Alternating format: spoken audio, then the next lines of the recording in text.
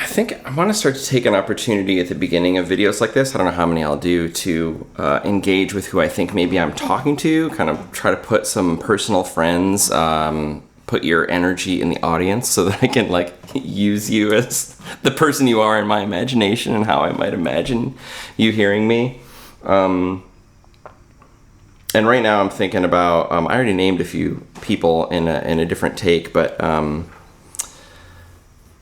I want to talk about the place in history of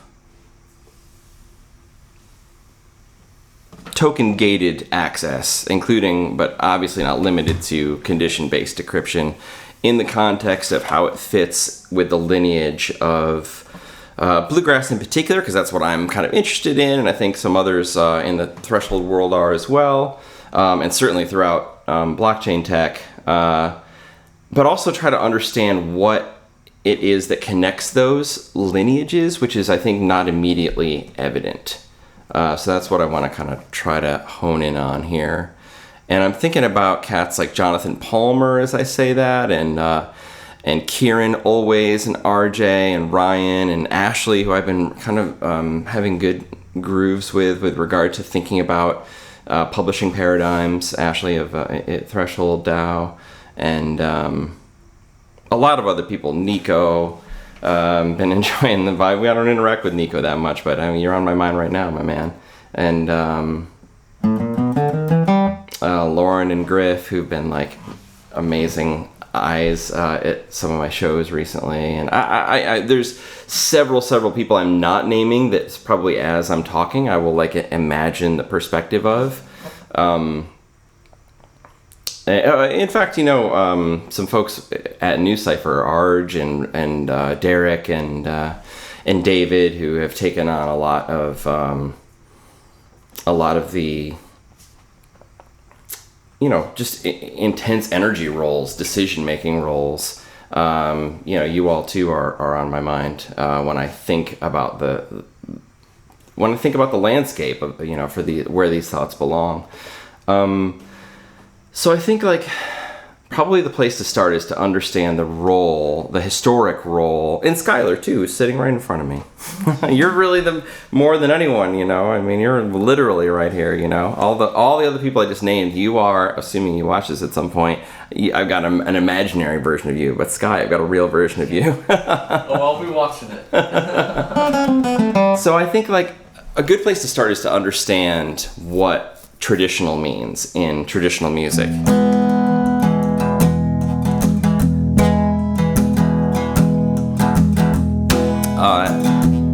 The way that we use that word, I think it's fair to say, you know, I might be interested to hear from you on this though, Sky. The way that we use that word with respect to sort of like the industry dynamics of music basically means it's like synonymous with not subject to copyright. Like, I assert this is not subject to copyright, right? That's kind of like what the word traditional means if you see it in a playlist or as a sort of accreditation on an album or a song on an album. And I think that's important for a few reasons.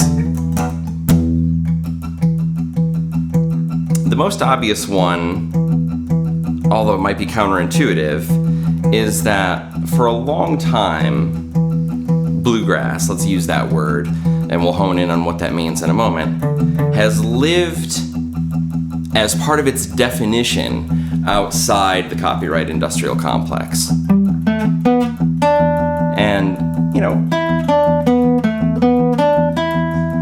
obviously we could first say, because of the name of the band, that when we try to think about what is or isn't bluegrass, we start with Bill Monroe.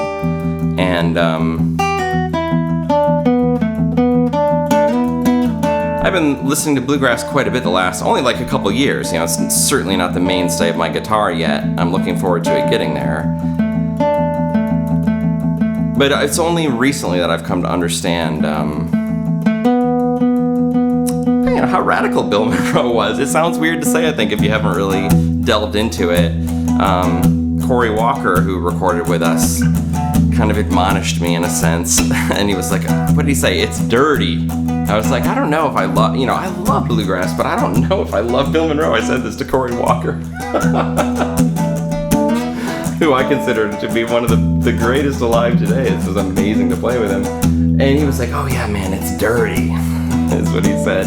And when I went back and listened to Bill Monroe more with that disclaimer in mind, certainly I notice more of, it's kind of like if you ingest a bunch of Tolkien lore and then you're like, oh, it's cheesy, it's like everything else, it's about orcs and shit. But it's like, well, you have to imagine it from the dirt, like dirty. It's like there weren't really orcs and shit at that time, and so a lot of it is just messy. Like we weren't sure where the lore was going to land with respect to fantasy creatures. The same is in a way true, I think, of bluegrass and Bill Monroe. But anyway, I think the interesting part of the story with respect to publishing technology is that bluegrass was an urban phenomenon. We call it usually part of like the country tradition, we would say, which is kind of reasonable because many of the standards are borrowed from the prior Appalachian country tradition. But at bluegrass, one of the things that makes it bluegrass is that it's distinctly an urban phenomenon. This is people coming in from the country to the cities and understanding what radio meant for the world. Looking at a publishing technology and saying, what does this mean for the world and how does this shape my creative endeavor? Understanding that this is the platform I have, FM radio in big cities and, surrounded by rural areas where people are sort of coming in to record. Well, one of the answers is, we're not going to bring a drummer. We're not going to go into the city with, that makes sense. As if you're a musician, you're like, okay, can we do this without having to set up a drum set and break it down and travel with it? Particularly if the radio station has like a loner bass, which is common in this era, then all we have to do is show up with a guitar, banjo, mandolin, and fiddle, 4 fairly small instruments. Perhaps a washboard. Well, okay, so when we start talking about percussion and stuff, then you get the partisans deciding whether it's bluegrass or not. If it's anything but like a little snare, like a washboard is, and I don't know, I don't want to delve into that because, I mean, there's a lot of things that Billy Strings does, who is, currently just the artist that I'm following most closely, that are much more subject to that critique than bringing a washboard, right? And so I'm trying to look at sort of the evolutionary steps as we can, and I think that there's something there that's like, would probably be somewhat exclusive of a washboard. Not to say that washboards weren't involved in music at that time, but there's like this weird little vortex that begins with Bill Monroe and the Bluegrass Boys, who, to my knowledge, didn't have a washboard when they called themselves bluegrass. Of course, this is the other interesting thing. Bill Monroe made lots of music that wasn't bluegrass. As soon as he stepped outside the bluegrass lines, he would often, to my knowledge, I'm not a Bill Monroe expert, but as a fan, my understanding is that he would just call it jazz. That's great music, it's just jazz. It's not quite bluegrass once you stop doing this thing that we're figuring out how to do to bring music down from the mountain and bring it to a radio studio. Like that, it's kind of like, I love to play classic video game music. One of the reasons is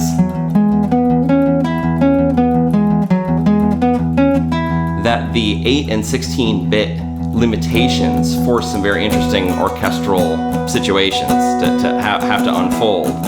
A lot of very interesting 4-part writing, for example, throughout the 90s, Final Fantasy, Chrono Trigger, Secret of Mana. So many games have this kind of beautiful, simple 4-part harmonies, breaking the rules with parallel fifths and these kinds of things. Beautiful music.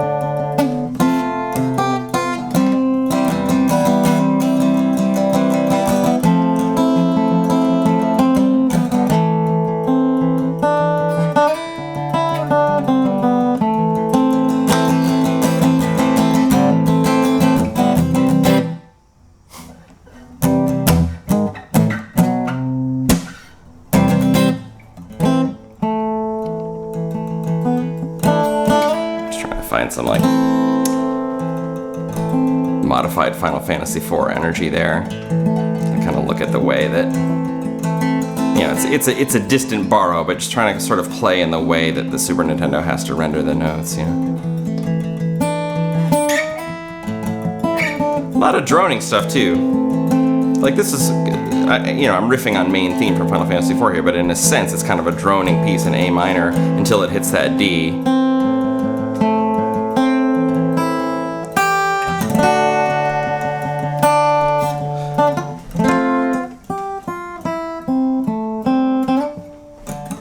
Anyway, the point of taking a long aside, riffing on an riffing on a Super Nintendo main world theme is to note that the restriction of, like, the boundaries that get created in those little crucibles, like the 8 and 16-bit video game era, is quite similar to what was happening with, it's similar artistically, not technologically so much, perhaps in ways, but with the boundaries that were placed on, like, Appalachian music, if it wanted to be heard in radios, you know, in cities and radio stations.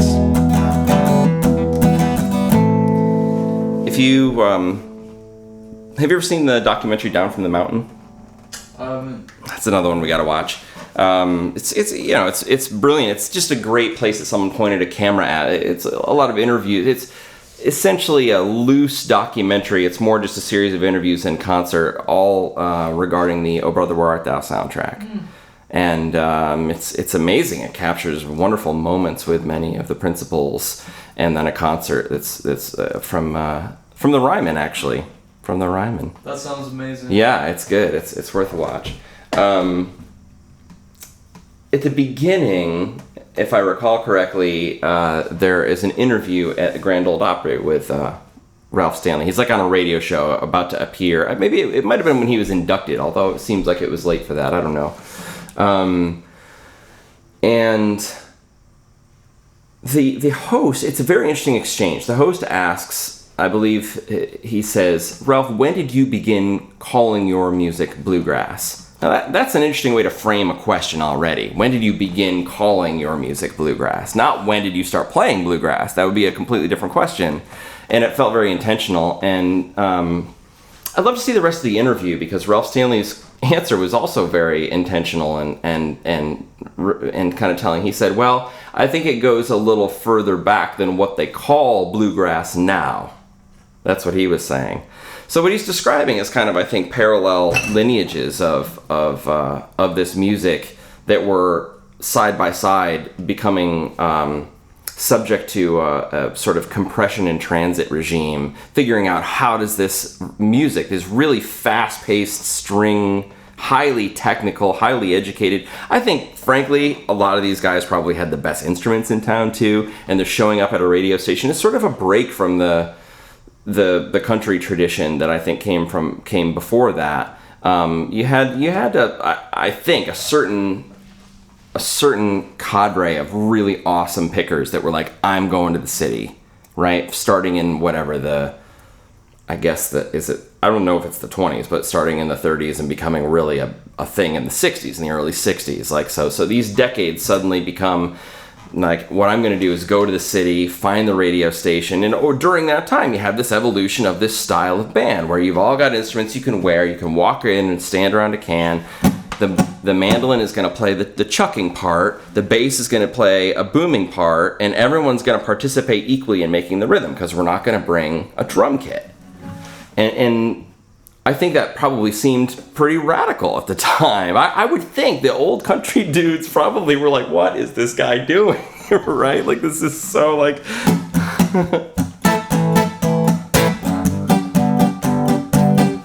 And I'm not good at playing bluegrass yet.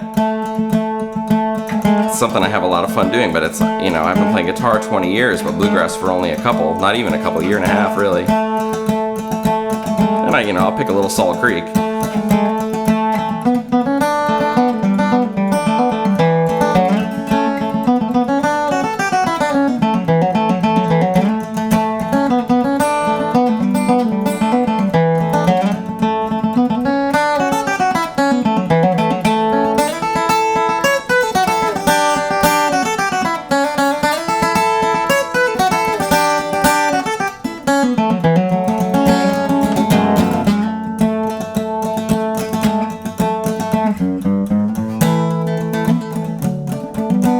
actually partly like this song because it's kind of nice to talk over. But I mean, this is like my favorite, probably, like, of what are considered the fiddle tunes. So there's another phenomenon you have. The fiddle tunes. These are fiddle tunes. What is a fiddle tune? I think by and large, if I understand correctly, they're just songs without words. That became known as a fiddle tune. And so there starts to evolve a format, a lexicon, a taxonomy, really, of thinking about how to categorize different songs from the tradition that are coming down from the mountain into the city. And so you start to have these tags you apply to them. Oh, it's a fiddle tune. It's a gospel tune. It's a train song. Right? And all the while, this is existing somewhat outside the notion of labels and intellectual property, although that started happening rapidly during this time period in question. It ramped up. But what you have is the initial thrust was bringing music that was copyright unencumbered from the tradition. If we're using that as a definition of traditional, we're saying, I'm from the country, this is our traditional music, and I assert that it's not subject to copyright. It's been sang for generations and generations back, and some of the songs, of course, now we know are verifiably that's definitely the case, right? I mean, I love playing The Two Sisters because it has so much mileage on it. It's attested from the 1600s something, in Ireland or in Scotland, I believe. And so at this moment, when you have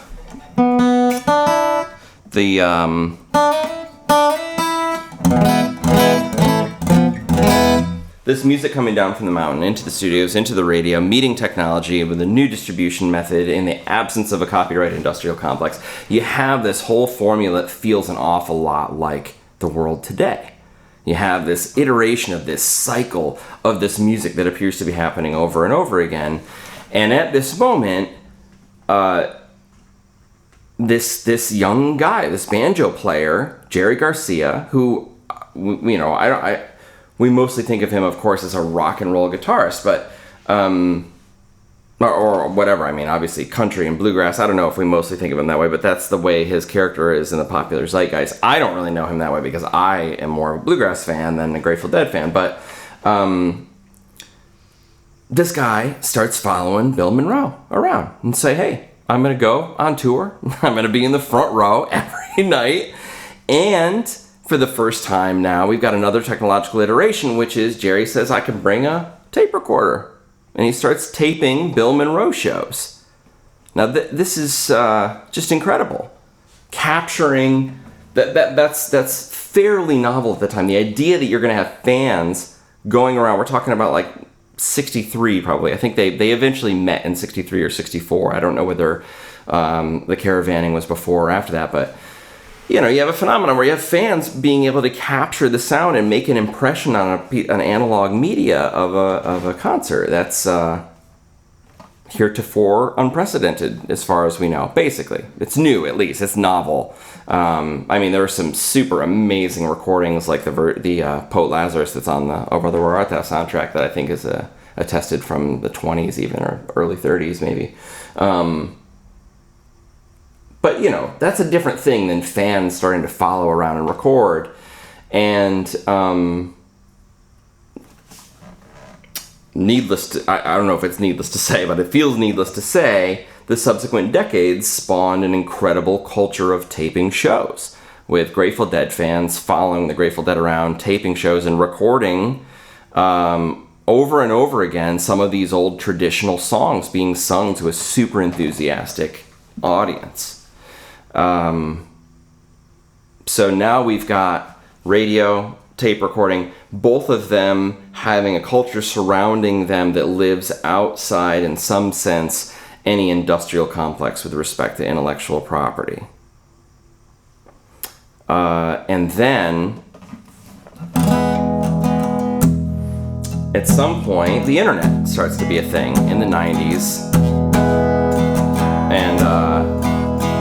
And John Perry Barlow, a Grateful Dead songwriter, wrote a lot of songs we all know. Cassidy is the first one that comes to mind for me, but he wrote a lot of beautiful songs that are just essential parts of our tradition as musicians, as American musicians. He says, looks at this taping culture and realizes what we've got to do here. This is a frontier we're broaching. People are recording these songs at a time when we are approaching a frontier of a new paradigm of technological interaction called the internet. And we're at the early 90s now. And he says, well, because this is a frontier, I'm going to call it the electronic frontier, and he founds the Electronic Frontier Foundation. And so there we get kind of the first really overt connection between what I think are somewhat separate paths that we have today of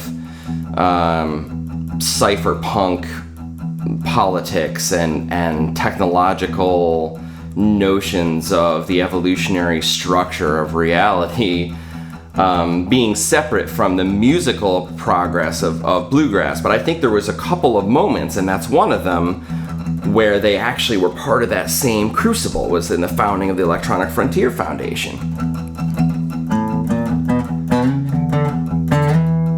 And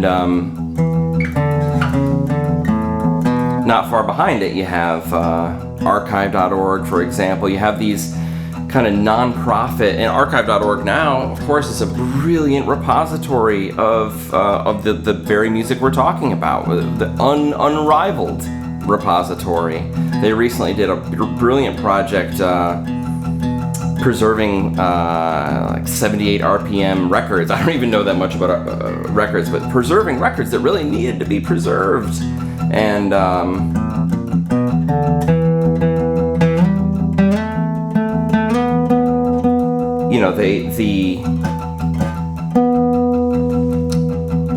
the brainchild of this moment within the crucible where the cypherpunk timeline and the tradition of traditional music become conjoined. You have this brainchild of nonprofit activism on the internet. I think probably most embodied by archive.org. The founder is currently on the board of the Electronic Frontier Foundation. I mean, it's a very direct lineage. And now you got him, that founder, speaking. He was the keynote address at this year's DEF CON, right? I mean, so really, if you were to draw a path of the evolution of bluegrass and sort of let it branch out, like Kevin Owocki, I'm like seeing you right now. Like, I know you have really cool captions to those branching out graphs. If you have that, one of the tips that you would find, you start with one source and then let it branch out. One of the tips you'd find would be DEF CON, Bogota, is like one of the results of this music coming down from the mountain through that lineage that I've just described.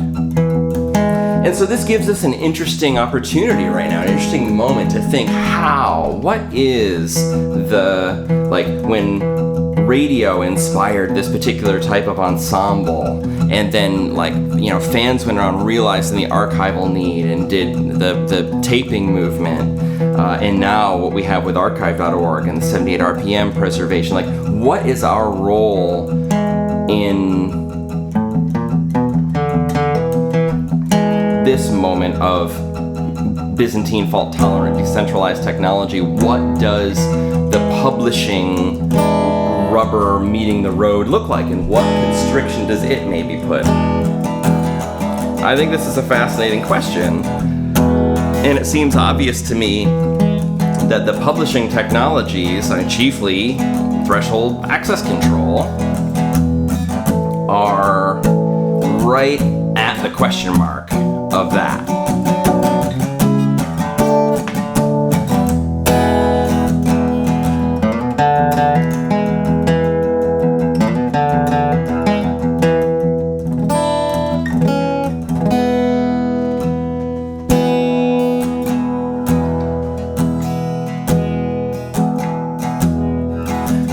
Two sisters masters of the county loose. Oh, the wind and rain. They could only afford to buy the older one's shoes. Cried, oh, the dreadful wind and rain.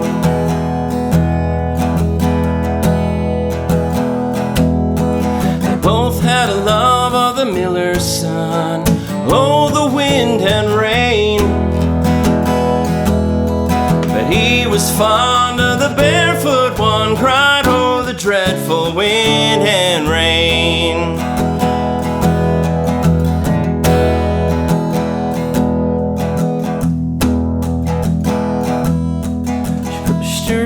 To the river to drown. Oh, the wind and rain. Watched her as she floated down. Cried, oh, the dreadful wind and rain.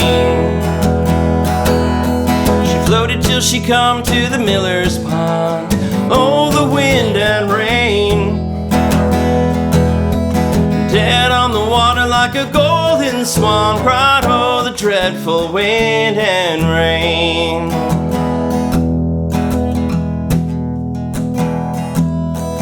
From the wood came a fiddler fair. Oh, the wind and rain. He saw her bones just lying there. Cried, oh, the dreadful wind and rain.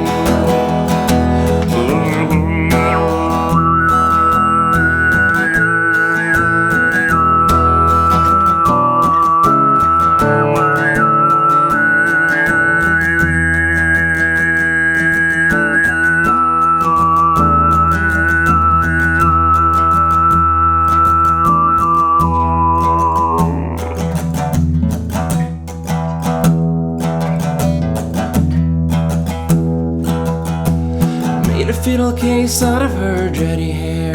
Oh, the wind and rain. He made a fiddle case out of her dready hair. Cried, oh, the dreadful wind and rain.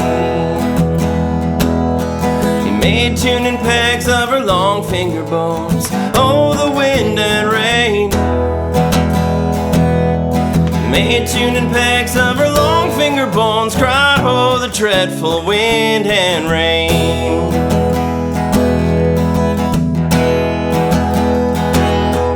Made a fiddle of her breastbone.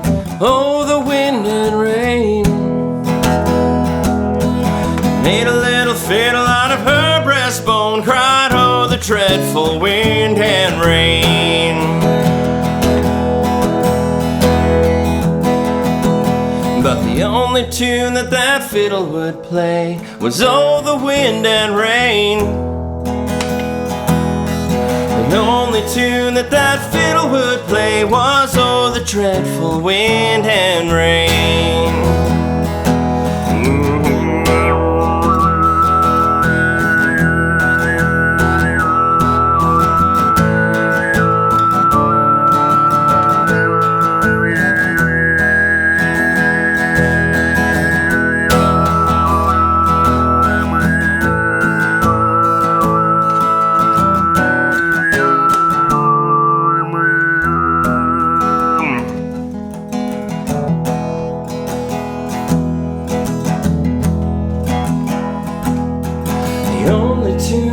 Fiddle would play was, oh, the wind and rain.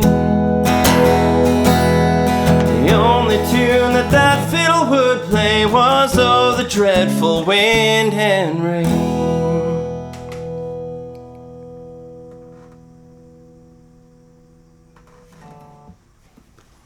That song is like, I believe that's attested from like pre-1650.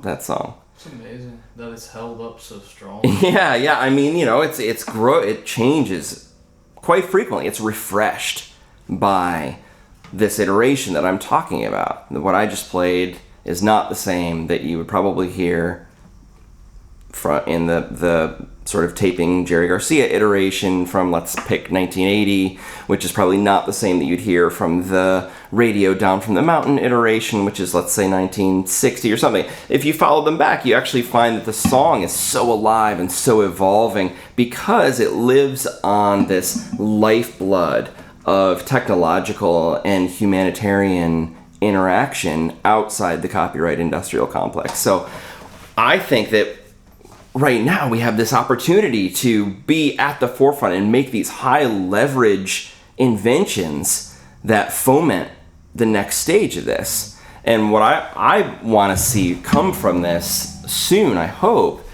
is purpose-built publishing tools built on threshold content-based encryption, or perhaps other primitives, but the encrypting side of threshold cryptography, figuring out how do we do music streaming, for example. And it's kind of a dumb example because I'm not a big fan of streaming as a notion. I like download an album, unencumbered, store it, play it. But I noticed that streaming is a thing, and I noticed that the risk and latency and perhaps even authenticity, there are different trade-offs that you would think about how to deliver a cryptographic solution for streaming music versus a movie versus an ebook versus a graphic novel. And even within these subcategories, like an ebook, if you're just picking it up to read, you might not mind 10 seconds of latency. But if you're doing like a Control F, you need low latency. Okay, well, maybe there's economic opportunity there. Maybe we make the purpose-built tooling go all the way down to the cryptographic layer so we can capture some of that economy and be part of optimizing that effort. It sounds, I don't know, idealistic, futuristic, utopian, whatever. I mean, but I want to suggest that fans following Grateful Dead, again, to use the example, not because I'm a big fan, but because of the importance of that moment in this lineage, fans following the Grateful Dead and taping the shows probably seemed all of those things at the time also, but it was a major inflection point for this lineage of creativity, and now we're sitting in another one. And I just want to invite all of us to take that opportunity super seriously. Skyler here performing, all the bluegrass artists who are my friends, certainly everyone throughout, the blockchain community. Like, this is an interesting moment for us. Absolutely.